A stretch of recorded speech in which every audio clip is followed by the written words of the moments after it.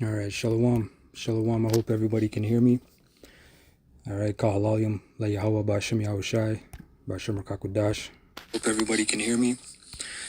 All right. It's my first time doing on-screen recording live, but this is going to get into some history about the Israelites. All right, in Asia and India, that influenced certain religions like Buddhism, and the Buddha and all that. So this is the majority of information is going to be from this website called nasirresearch.com, Black Buddha and the Israelite Buddhist, right? And I'm going to start off here. So it says, since both the kingdoms of Israel and Judah decided to worship the gods of other nations, the Most High God allowed the Assyrians to conquer the Israelites and take them captive in the territories under Assyrian and Persian rule. There the Israelites could continue to worship the lesser gods of the other nations instead of doing it in the Holy Land. Interestingly enough, the same paganism practiced by the Israelites in their homeland was continued in the land of their captivity. The Israelites who were deported into Assyria and Persia Media were still worshiping the sun god Baal that they began worshiping in Egypt and Israel. The Zoroastrianism of ancient Media Persia is rooted in sunfire worship. Now, the Zoroastrianism is an old religion of Persia, and it's heavy on that sun worship, right? It says the Israelites in Iran became known as the Sakasuni, sons of Isaac, and as they passed through the country into India, they introduced these same Persian worships into India.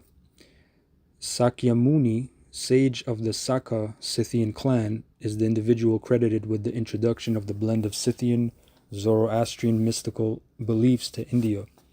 He was called the Buddha, and his religion, Buddhism. Buddhism seems to have been heavily influenced by Zoroastrianism.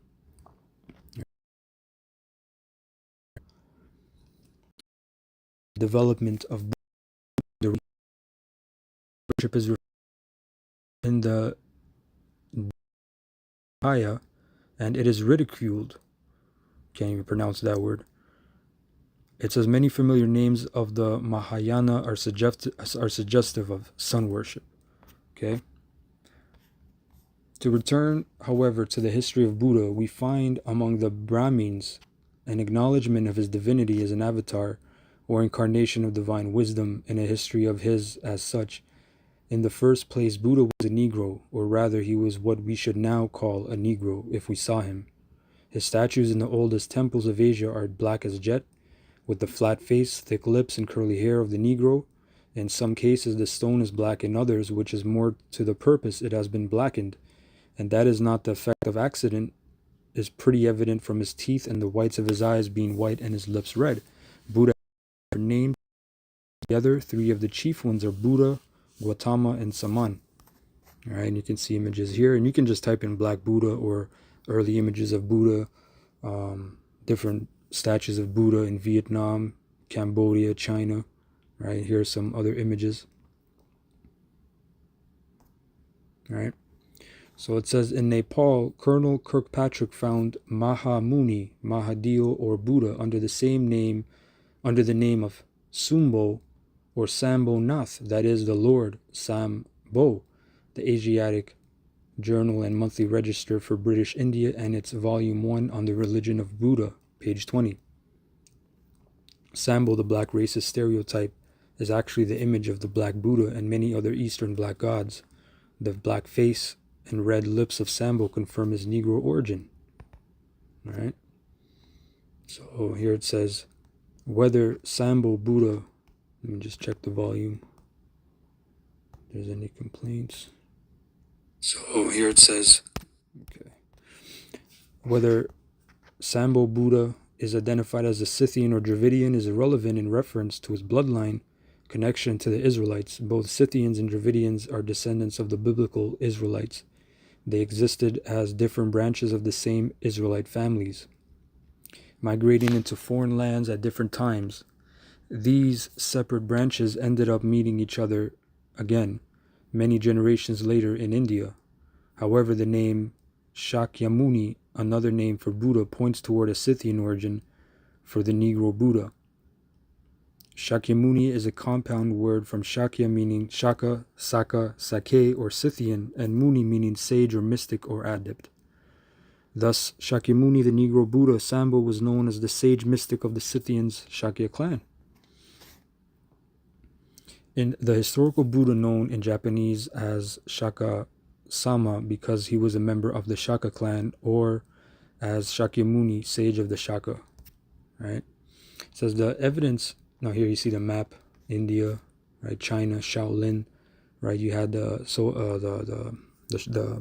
monk Bodhidharma. He came from India. He was an Israelite. He went to Shaolin, and he pretty much, that's where Kung Fu came from, and that was all Jakes, man. Those are all Israelites. You know, that salt of the earth, man. So it says the evidence of the early text should suggest that Siddhartha Gautama was born into the Shakya clan, a community that was on the periphery, both geographically and culturally, of the northeastern Indian subcontinent in the 5th century BC.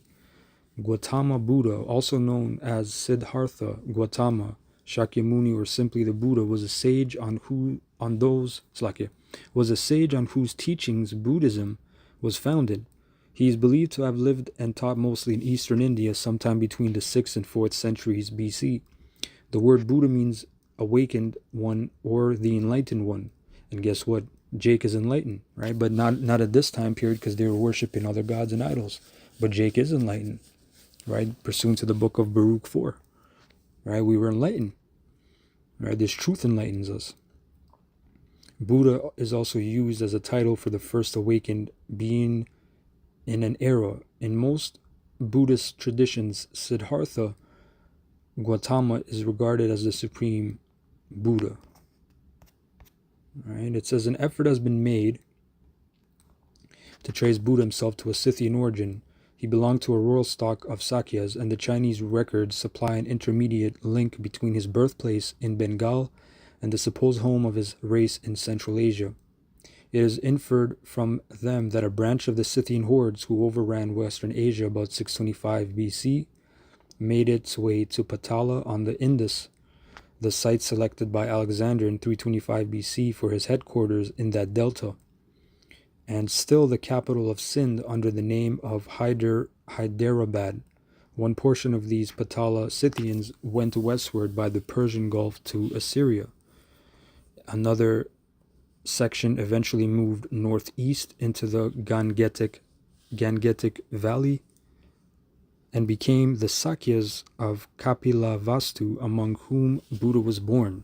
And this source is from 1902 Encyclopedia Britannica. All right, I'm just going to show some more images. All right. Now again, we know that Moab was dark at one time period. Ammon was dark.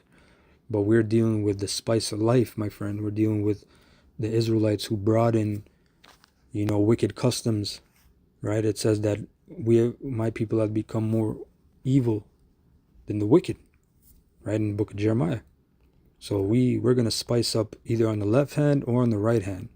But a lot of these people that came from India or came into India were Israelites, and then they moved all throughout more east, right, into China and then Japan, right? Now, I'm going to get this. Let me get this. This is, now this is from the same site. I'm going to skip around here because there's a lot of information. Hold on. Let me get this one image here. And there's a lot of images here. As you see, all the Buddhas, right? Different Buddhas from India and China. All right. I'm going to get this one person, significant person in Chinese history. 1 second. Bear with me.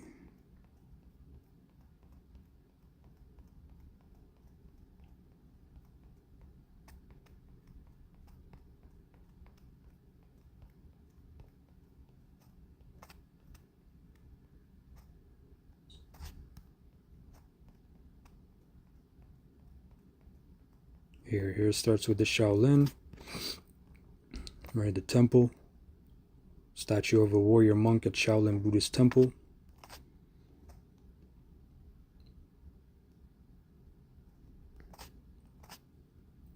Right, the Shaolin temple here. Now this is Bodhidharma, which is the man that brought Kung Fu, so to speak, or he brought methods that were later developed and known as Kung Fu and Shaolin. This is the man right here. He was not an Elamite, you know. Right here. This is the man, Hui Nun. Hui Nen. Okay, he was a very important, significant man. Now, if you type this person in, right, look what it says here. It says, Dajin Hui Nen, also commonly known as the sixth patriarch or sixth ancestor of Chan, is a semi-legendary but central figure in the early history of Chinese Chan Buddhism. So when you look up a lot of these guys that are very significant, a lot of times, so Wikipedia or just the general internet, they will refer to them as, oh, this is mythical, this is in legend. But a lot of times they'll show that image and it's a so-called black person. All right, I hope I'm good now. Let me double check. All right, I hope I'm good now. All right, shalom to the Akim on the comment board. And like I said, when you start looking up this guy, you can see images right here, right? Dark-skinned man. So this is the beginnings of Buddhism, right? This person right here. Okay, another person. Okay, now this is him right here. Another so-called legendary. Let me see. Oh, it was up there, Slakia. Yeah, this person, Tiger Lohan. This person, again, when you look up these people, they're of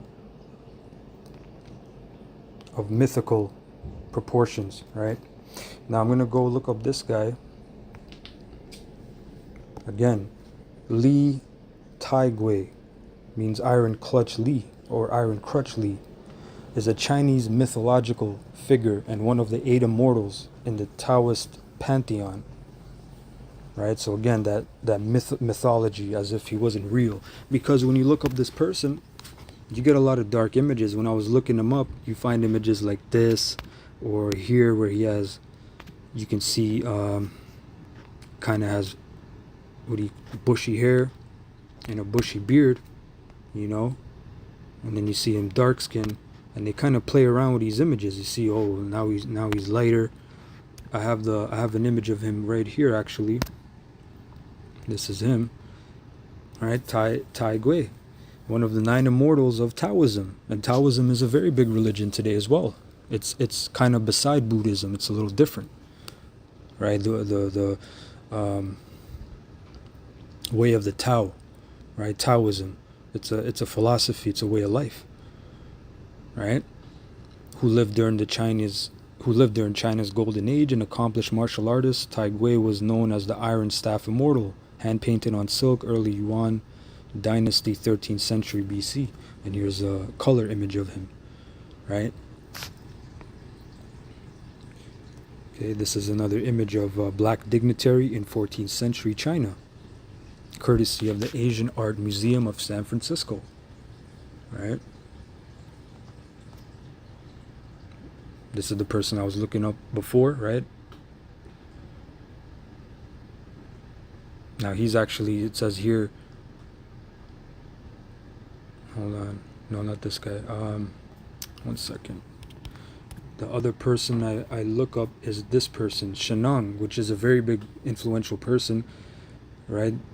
Shenong, variously translated as divine farmer or divine husbandman, born Jiang Xinyan, again was a mythological Chinese ruler known as the first Yan emperor, who has become a deity in Chinese folk religion. He is venerated as a cultural hero in China. And again, when you look up his pictures or his images,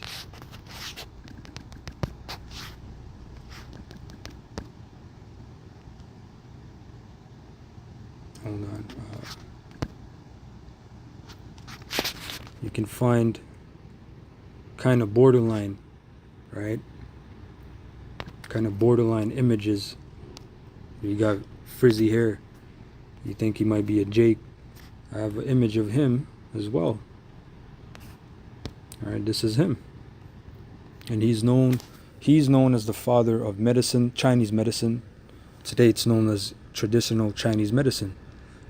And the father of acupuncture, right? He's known as the father, we can type it in here, father of, so tea drinking in China has its earliest reference in connection with the mythical Emperor Shennong, who was regarded as the father of Chinese medicine and agriculture. Shennong is said to have tasted hundreds of wild herbs, including tea leaves, to ascertain their value. But he was also known, he's believed to have introduced the technique of acupuncture. So this is all Jake. This is not Moab. This is not the mighty men of Moab, even though you have mighty men of Moab and Ammon, of course. All this salt of life, all these flavors, these different flavors and this substance is all from Jake. Right? We are the formers of all things through the spirit and power of Yahweh, Bahashem Yahweh Shai, Bahashem Rachakodash. Okay. So I'm going to get a scripture, a couple scriptures. This is 2 Ezra 2 and 5. As for me, O Father, I call upon thee for a witness over the mother of these children, which would not keep my covenant, that thou bring them to confusion, and their mother to a spoil, that there may be no offspring of them. Right? So it's not far-fetched to understand that Israel literally went throughout the four corners of the earth. A corner is an end. So they went to the ends of the earth. So that means they went throughout all the earth. They didn't just teleport to the end of the earth. They went throughout all the earth, left their remnant, left their seed, their vibration, you know? So if you're in confusion, that means you don't know who you are. You're calling yourself other names, right? Verse 7, let them be scattered abroad among the heathen.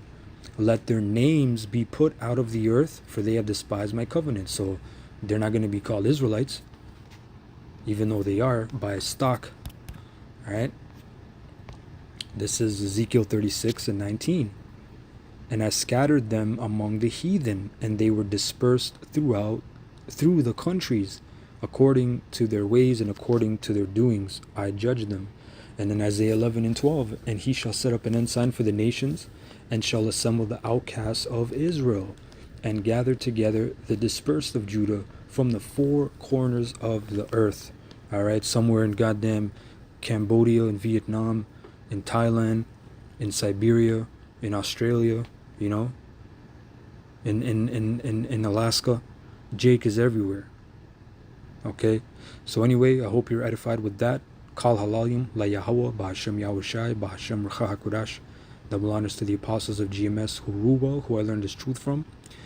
And shalom to you elect, 144,000 and 1/3. Shalom to the Akim on the comment boards as well.